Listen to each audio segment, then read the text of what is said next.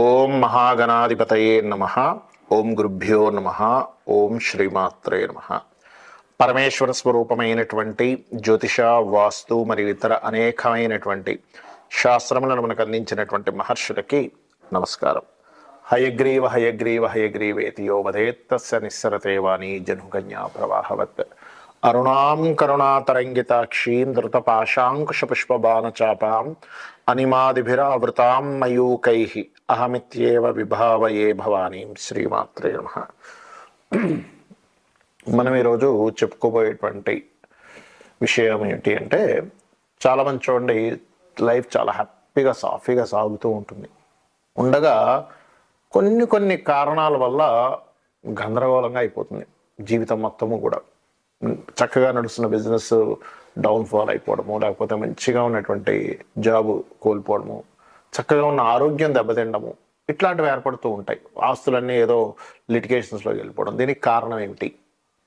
ఈ కారణము మనం ముందుగానే మనకి మహాదశానాథుడు కానీ ప్రకృతి కానీ హెచ్చరిస్తూ ఉంటుంది. అది ఏ మహాదశలు అంతర్దశలు వచ్చినప్పుడు ఏ లగ్నానికి ఎటువంటి ఫలితాలు, ఆ సమయంలో ఎటువంటి చిన్న పరిహార మార్గాలు, చిన్న మంత్రంతో చిన్న ధ్యానంతో ఎలా చేసుకోవాలి అనేటువంటి విషయాల్ని మనం ఒక్కొక్క లగ్నరీత్యా మనం ఇప్పుడు తెలుసుకుందాం. కుంభలగ్నము, కుంభరాశి. కుంభం వారి కనుక చూసుకున్నట్లయితే, మీ యొక్క రాశి వారికి ఈరోజు ముఖ్యంగా అంటే ఈ సబ్జెక్ట్ ఏదైతే ఉందో, కుంభం వారికి లగ్నానికి శుభులెవరు, పాపులెవరు, ఈ యొక్క పాపుల వల్ల అవి పాడైనట్లయితే ఎటువంటి తీవ్రమైన ఫలితాలు వస్తాయి, అప్పుడు ఎటువంటి పరిహారం చేసుకోవడం ద్వారా మీరు బయటపడతారనేటువంటి విషయాలు చెప్తుంది. నేను ఇప్పటికీ కూడా చెప్పిస్తుంది సాక్షాత్ లలిత అమ్మవారిగా భావిస్తూ, ముఖ్యంగా ఇక్కడ మీ యొక్క లగ్నానికి పాపులు ఎవరు అనేటువంటి తీసుకుంటే, కుజుడు పాపి, చంద్రుడు, మరియు అదేవిధంగా చూసుకున్నట్లయితే గురువు కూడా పాప అవుతాడు. అయితే ఇక్కడ మరి ద్వితీయ లాభాధిపతి గురువు కదండి, ధనము లాభము వచ్చే గ్రహం కదా అంటే నిజమే, అందులో ఎటువంటి సందేహం లేదు, సహజ శుభగ్రహం అవుతుంది. కానీ ఇక్కడ పాడైతే గనక ఒకటి గుర్తుపెట్టుకోండి, ఏ గ్రహమైనా పాడవ్వాలి, పాడైతేనే పాప ఫలితాలు ఇస్తుంది, శుభంగా ఉంటే శుభ ఫలితాలు ఇస్తుంది. ఈ కాన్సెప్ట్ గుర్తుపెట్టుకొని మీరు మహాదశలు ఎలా పనిచేస్తుంది, దానికి ఏమిటి అని చూసుకోవాలి. ఉదాహరణకి మీకు కుజదశ నడుస్తుంది అనుకోండి, కుజ మహాదశలు నడిచేటప్పుడు కెరియర్ పరంగా ఏదైనా చేయాలంటే ధైర్యం సరిపోదు, స్ట్రెస్ అయిపోతూ ఉంటారు. కెరియర్ పరంగా ఏదైనా చేయాలంటే, ఏదైనా పాపగ్రహంతో కలిసినట్లయితే, అలా కాకుండా శుభగ్రహంతో కలిసినట్లయితే కెరియర్ బాగా బిల్డప్ అవుతూ ఉంటుంది. కానీ ఇదే కుజుడు మీకు ఉదాహరణకి బాగున్నాడు అనుకోండి, కెరియర్లో అద్భుతంగా దూసుకుపోతుంటారు, కాంపిటేటివ్గా దూసుకుపోతుంటారు. కానీ మరి ఇబ్బంది పడుతున్నామండి, కుజ ఫలితాలు వస్తున్నాయి, కుజుడు రాసుల్లో గ్రహాల యొక్క ఫలితాలు వస్తున్నాయి అన్నప్పుడు మీరు సింపుల్గా ఏం లేదు, కందులు దానంగా ఇస్తూ మీరు గోవుకి క్యారెట్స్ తినిపించడం, ఇవి చేయండి, అన్ని విధాలా మీకు బాగుంటుంది. అయితే ఇక్కడ చంద్ర ఫలితాలు వస్తుంటాయి ఒక్కోసారి, ఇదే కుంభలగ్నం వారికి. అలాంటప్పుడు తల్లిగారితో ఇబ్బంది రావడం, అంటే తల్లికి ఆరోగ్యం బాగోపోవడం కావచ్చు, లేకపోతే తల్లిగారితో శత్రుత్వాలు కావచ్చు, లేదా అక్క వరుస వాళ్ళతో కూడా మనస్పర్ధలు రావడం జరుగుతూ ఉంటుంది. చంద్రుడు పాడైతే మరి అలాంటప్పుడు ఏం చేయాలి? ధ్యానము, అమ్మవారి యొక్క ధ్యానం చేయడము, అమ్మవారి యొక్క ఆరాధన చేయడము, లలితా సహస్రనామ పఠనం చేయడము, గోవుకి చక్కగా సింపుల్గా ఏం లేదు, మీరు ఏదైనా ఒక పదార్థాన్ని, బియ్యముతో చేసిన పదార్థం, బియ్యపు పిండి కాసంత అందులో బెల్లము, తురిమిన బెల్లం వేసినటువంటి పదార్థాన్ని కనుక గోవుకి తినిపించినట్లయితే ప్రయాణాల వల్ల మానసికంగా ఇబ్బంది అనేటువంటిది రాకుండా ఉంటుంది. అలాగే మరి గురువు ద్వితీయ లాభాధిపతి అనుకున్నాం, శనికి మరి వ్యయాధిపత్యం వచ్చింది కదా, అంటే లగ్నాధిపతి కాబట్టి వ్యయాధిపత్యం వచ్చినా ఇబ్బంది లేదు. కానీ ఈ వ్యయాధిపతి వచ్చినటువంటి శని కూడా పాడైతే అనవసరం ఖర్చులు, వ్యసనాలకు గురవుతారు, గుర్తుపెట్టుకోండి. అదే మరి ద్వితీయ లాభాధిపతి కదండి, ఇక్కడ శుభత్వ ఫలితాలు ఇవ్వాలి కదా అంటూ ఉంటారు, నిజమే. కానీ బాగుంటే స్కూల్స్, కాలేజ్ ద్వారా అద్భుతమైన స్టేజ్కి వెళ్తారు మీరు, అందులో ఎటువంటి సందేహం లేదు. కానీ పాడైతే గనక ఏదో ధనం ఎక్కువ లాభం వస్తుందనే ఆశతో ఇబ్బంది పడుతూ ఉంటారు. అయితే మీరు విష్ణు ఆరాధన, లలిత ఆరాధన ఎక్కువగా చేయండి, అనే విధానం బాగుంటుంది.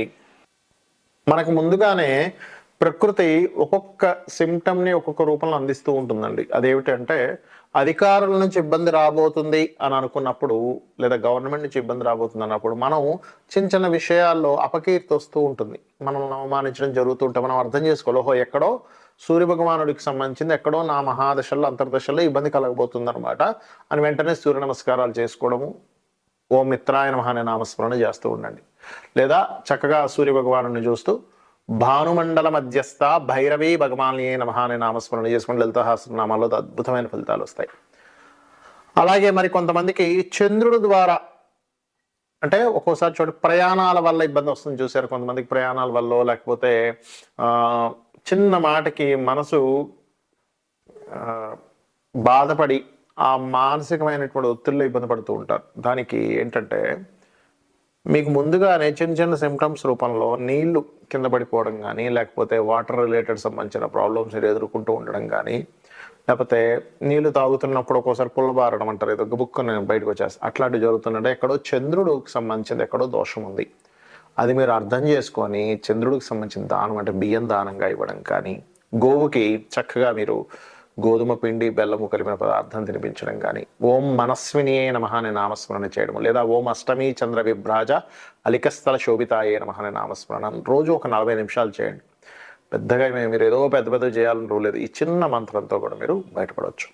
అదేవిధంగా మరి కొంతమందికి భూ సంబంధించిన వివాదాలు ఏర్పడి మంచి భూమి కొంటారు అంటే వాళ్ళకి జాతకం తెలియదు, కానీ భూమి కొని ఇబ్బంది పడుతూ ఉంటారు. అప్పుడు వారాహి అష్టోత్తరం చేయండి, వారాహి అమ్మవారి స్తోత్ర పఠనం చేయండి, ఖచ్చితంగా భూ వివాదాలు తొలగుతాయి. అదేవిధంగా మరి కొంతమందికి ప్రతి చిన్న విషయానికి మిస్కమ్యూనికేషన్స్ అవుతున్నాయంటే ఎక్కడో బుధుడు పాడయ్యాడు, బుధ సంబంధంగా మీకు ఏదో రాబోతుంది. మిస్కమ్యూనికేషన్ అయి తర్వాత మీరు బిజినెస్లోకి వెళ్తున్నారు అంటే అక్కడ ఏదో సంథింగ్ ముందుగా మీకు హింట్ ఇచ్చింది. ఈ యొక్క మిస్కమ్యూనికేషన్ మీకు రేపు పొద్దున్న వేరే దానికి దారి తీయబోతుంది అని. అప్పుడు మీరు చేయవలసింది ఏమిటంటే చాలా సింపుల్గా మీరు ఒకటే గుర్తుపెట్టుకోండి, మీరు చేయవలసింది ఎటువంటిది ఏదైతే బిజినెస్లో ఉన్నాయో ఆ విషయంలో జాగ్రత్త చూసుకోవాలి. మరియు లలితా సహస్రనామాల్లో ఓం ఇంద్రగోప పరిక్షిప్త స్మరతోనాభజంగికాయ నమః, అదేవిధంగా గోవుకి గోంగూర తినిపించడం చేయండి. ఖచ్చితంగా మీకుండేటువంటి బిజినెస్ చక్కగా అభివృద్ధిలోకి వస్తుంది. గురు సంబంధించిన దోషం మీ జన్మజాతకంలో ఎక్కడో ఇబ్బంది ఉందన్నప్పుడు మీరు గురువులతో కొన్ని మాటలు పడుతూ ఉంటారు, మీకు తెలియకుండా మీ పెద్ద వాళ్ళతో గైడింగ్ వాళ్ళతో. అంటే అక్కడ ఏంటి, గురుగ్రహం ఎక్కడో పాడే మీకు ఆ దోషాన్ని ఇస్తుంది. అలాంటప్పుడు గోవుకి అరటికాయలు తినిపించడము, దత్తాత్రేయ మంత్రం జై గురుదత్త శ్రీ గురుదత్త చేసుకోవడం మంచిది. స్త్రీ ద్వారా ఇబ్బంది వస్తుందంటే శుక్రగ్రహ దోషం ఎక్కడో వచ్చింది, అలాంటప్పుడు శ్రీమాత్రే నమః, బొబ్బర్లు దానంగా ఇవ్వడం, గోవులకి తీపి చపాతీలు తినిపించడం. శని సంబంధించినటువంటి ఏదైనా దోషం వచ్చింది మీ జన్మజాతకంలో అన్నప్పుడు కింద స్థాయి వాళ్ళతో మీకు వ్యతిరేకతలు వస్తూ ఉంటాయి.